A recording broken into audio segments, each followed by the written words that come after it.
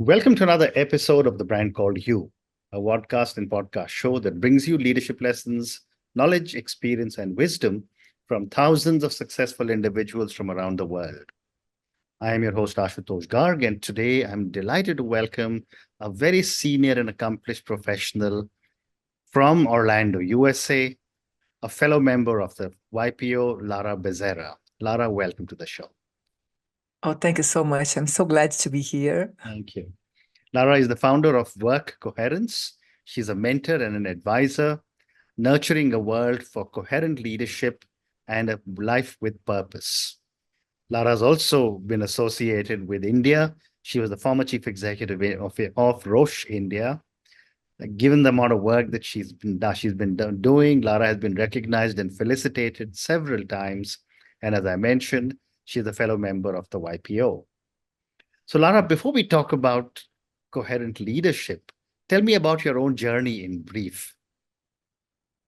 I have been working in pharmaceutical companies, multinational pharmaceutical companies for the last 30 years.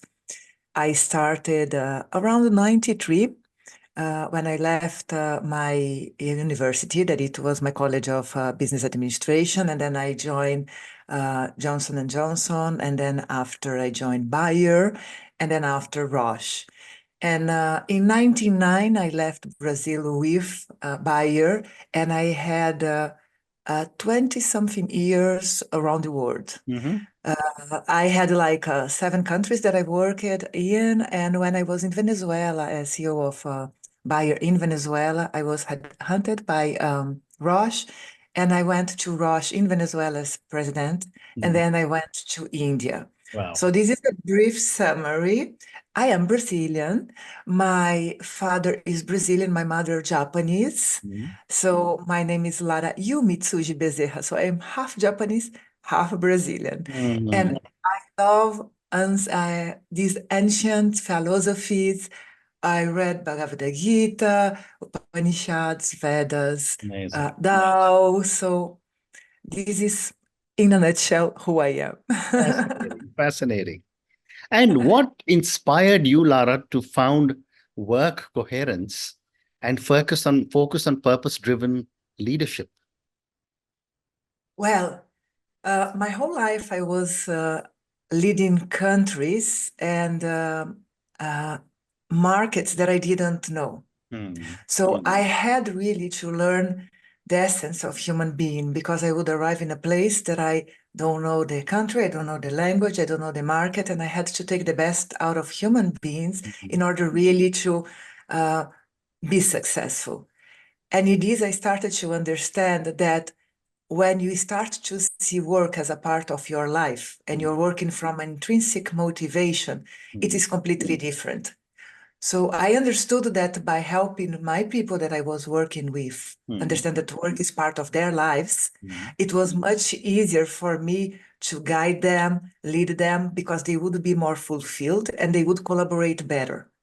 And when I started this journey, I started each country that I was going, I started to try to really make people work from their hearts and benefit society through their work. Right. And I understand that when we have coherence in our work, meaning our work is part of our life, everything changes. And when you lead like this, it changes everything. So when I left corporation, I decided to bring this work coherence to the lives of people through a better leadership, through a leadership that fosters coherence in the workplace. And how would you define coherent leadership? People who get along with one another, or what is your definition? Well, I have a model that I'm writing a book about, but I will make simpler. So I think that a leader that is coherent is a leader that is authentic, that lives his or her purpose. And in any action, even in a crisis, in a moment of happiness, in success or difficulties, it stays true to the purpose. The strategy of the company is developed according to a purpose, and it's everything focused on building the system that works in a right way, so you are successful because your system is successful. So a leader that is coherent, a coherence in a company is when what you talk is exactly the same as you walk, and you can align this with the stakeholders. Everybody understands what you are doing because you're authentic and you tell what you are doing with total transparency. And in my model, I have 4 pillars. That is integrality. You have to be integral, understand everything that is going around you, past, present, and future. It is intentionality. You have to have the right, good intentions. You have to have coherence, so align the intentionality in your integrality, and lifelong learner, that each time that something happens, you have to learn out of it and come back to your integrality, intentionality, and coherence. Great response. Thank you. And, work coherence has always been is a challenge for most people. But what, based on your understanding, are some of the common pitfalls that leaders face in maintaining coherence, and how can they avoid these? I think that nowadays the most difficult is this challenge of this complexity of delivering short-term results while thinking long term, thinking in profitability while thinking in giving back to society, to manage a crisis while you have to keep your people motivated. So all of these are these kind of dichotomies that you have in your day-to-day life that by the end, when you go back to yourself and you think, what is your purpose in life? And how my company and my work is a tool for my purpose. Normally, you can align both because you start to see not either or, but both and. So thinking on a long term, so even if you are in a crisis, and you want to solve the crisis at that moment. But if you think in a long term, in the sustainability of your business, in the future of the system where you are, you will think in a strategy that will work in a long term, but you have to have something done right now. So this sustainability is there. So, but when you are thinking on your purpose, what you are really here for, all of these kinds of align. This is my belief. Fascinating. And since you just spoke about purpose, can you help me understand the connection between purpose and coherence? Well, in my belief, in the way that I live, the way that I work, I believe that purpose is essential. Why? When you know why you were doing what you were doing from your life, so why I am here for. When you understand that this is much easier for you to make decisions in a very difficult situation. So let's say that you have 4 years that you're working in a company. And then there are lots of crises and ways of solving crises. But from the beginning, you told what is your purpose and how you align your work with your purpose.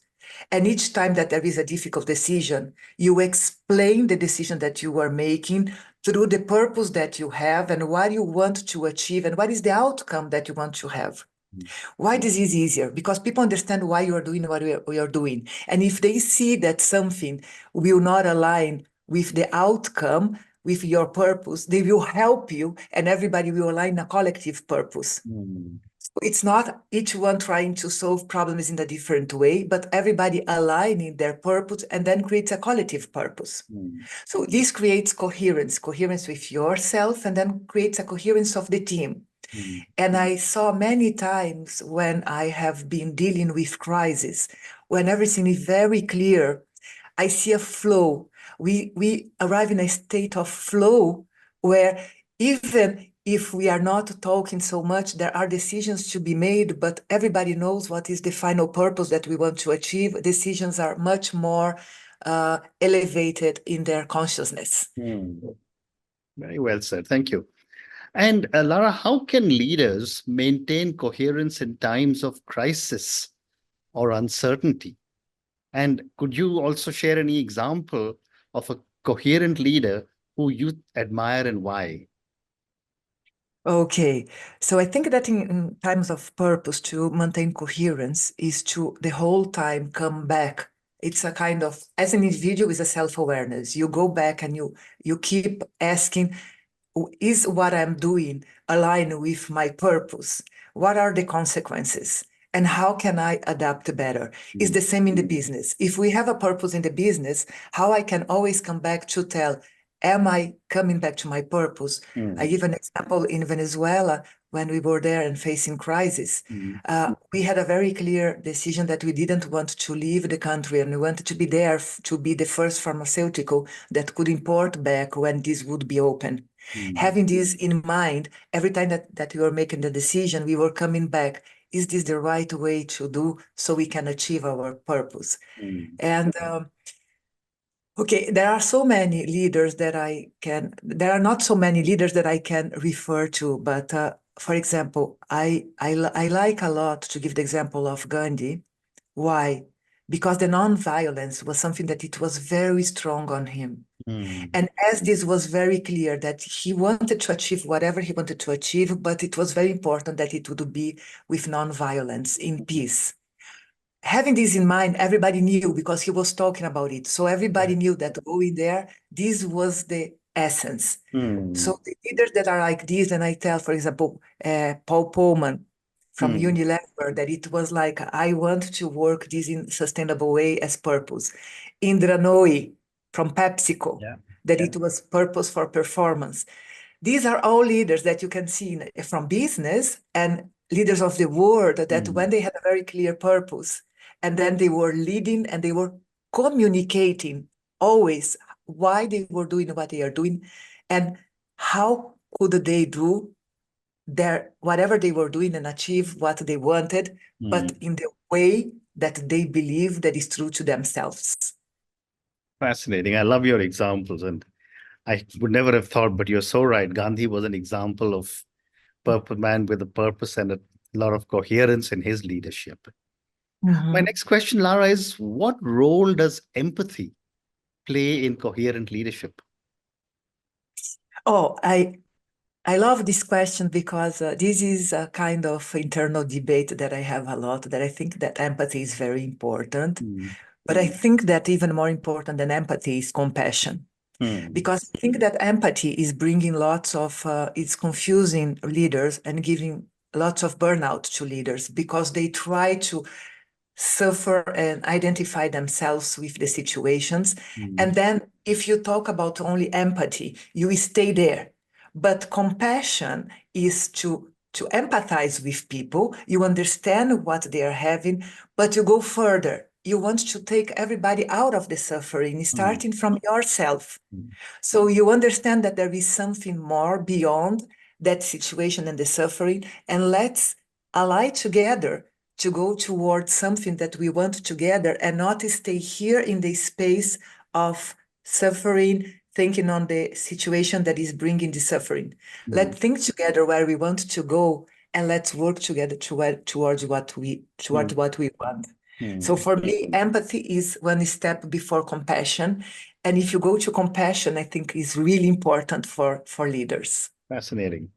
And my next question is, how does coherent leadership impact organizational culture? Oh, wow. I really think that leaders end up being the culture of organization in a bad way or in a good way. I tend to tell that leaders are the engineers of the neuroplasticity of their teams, their organization. Because if you are not coherent, if you are telling something and doing something different, it will create a different culture from what you want. And it's a culture that is from leaders that will raise from the team. And it will never work in the right way. But if you are a leader that you are coherent, you walk your talk, you work towards something that is beneficial for society and the organization, everybody, you give an example of coherence, and your people will become leaders also. They will know how to make decisions. They will be at their best. They will be able to really make decisions without you there. And then a coherence will be created that is a kind of a self-managed team. So it's not only very important to have a coherent leadership, but it will also help you to make a much more sustainable company culture, decision-making. So I really believe that the coherent leaders change completely how the culture and the future of the company will be. Well said.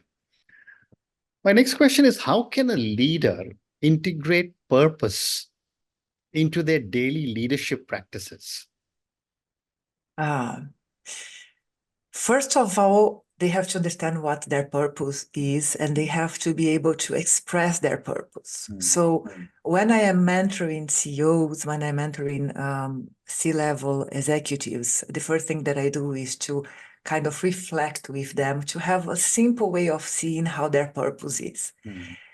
When they know what is their purpose, then suddenly it's like everything comes like it becomes clear. And then when they are making decision, when they are making a strategy, when they are talking to people, when they are giving feedback to people, they can always bring back their purpose because they can tell, this is the way that I see things. This is the way that I live. And this is how I do things. How is that you are doing? So bringing purpose and explaining why they are doing what they are doing in their daily lives, they will make themselves be understood. They will bring an authenticity to their leadership. And this is, and this is very simple and this is not difficult. So by starting knowing their purpose, everything can unfold if they communicate well this purpose and reflect on it. Well said. And how does leading with purpose affect employee engagement and retention? Oh, well, I think that this is what we need today, probably, because living with purpose, if each one of the employees will come to the work because they know that they are living their purpose in their daily lives, in their work, they will wake up wanting to come. They will go back home and they will be telling their friends, their families what happened in the work because they are proud about it. So the work becomes part of their lives. So they will stop looking for work-life balance because they have a life balance, because they wake up to pursue their purpose in their company. And then engagement, commitment, all of these words, they don't need even to exist because it will be an intrinsic motivation that raises from these purposeful organizations. Great response. So I have time for two more questions. Can you talk a little bit to me, Lara, about the impact of purpose-driven leadership on innovation and creativity? I love this question. Oh, look, I can give an example. Is the example of Kodak. Kodak was an amazing company that had a purpose to bring memories to people. When they forgot their purpose and they were just focusing on gaining money, keeping market share, competition, an employee that came with the digital solution, they just forgot it because they were not feeling their purpose. So this is a perfect example. If we live our purpose, if our purpose, for example, is creating energy for the humanity, an oil company can just align with what is really to bring energy to humanity, and we will adapt and we'll be able to evolve with dynamic of markets, with the times that are coming. Having very clear purpose will help sustainability in the future, financial sustainability, different ideas coming because you are thinking in how to help humanity to go further. So having a purpose guides you to really have a successful financial sustainability because you see what is coming, the opportunities and not problems. Very well said. And my last question to Lara, how do you see the future of leadership evolving in terms of coherence and purpose? Oh, well, so I tend to say, I show people when I'm doing my speeches or some presentations There is a graphic of Mark Jacobs that is the Challenges of Leadership 2030. And from the human part, they tell that some of the challenges is like because what is required right now is to have business for good, a human-centric leadership. You have to retain people and you have to lead with polarities and diversity. And all of this means that leaders have to be humans. Leaders have to be worried on bringing the best out of the human beings that they are leading. And for this, they have to be better human beings. You cannot help others be better human beings if you are not in this evolution, this journey. And I think that the future of leaders is to take the best out of each human being that is working with them, because things will move so fast. And if you have people very much wired in the right direction, everything, every challenge that will come will become an opportunity. And the future of their business can be through this cohesive leadership that the person built, being a better human being, taking the best out of each human being that they lead. So this is what I think about the future of leadership, is a human leadership that is really focused on purpose and giving back to society, taking the best out of the challenges. Oh, wonderful. And on that note, Lara, I just want to say thank you so much for speaking to me about your own incredible journey. Thank you for speaking to me about coherent leadership. I think I learned many new things from you today about coherence, about purpose. I think the comments that you have made about examples like Gandhi or examples like Kodak are really examples that will resonate with my young viewers and listeners as well. Thank you also for speaking to me about so many different aspects of how a coherent leader can probably work with employees, can have an impact on organization culture, and so much more. You also mentioned that you've got a book coming out. Whenever your book is ready, I'd love to schedule another conversation with you. But thank you for speaking to me, and good luck to you. Thank you so much. It was a pleasure, really. Thank you. Thank you for listening to the Brand Called You videocast and podcast, a platform that brings you knowledge, experience, and wisdom of hundreds of successful individuals from around the world. Do visit our website www.tbcy.in to watch and listen to the stories of many more individuals. You can also follow us on YouTube, Facebook, Instagram, and Twitter. Just search for the Brand Called You.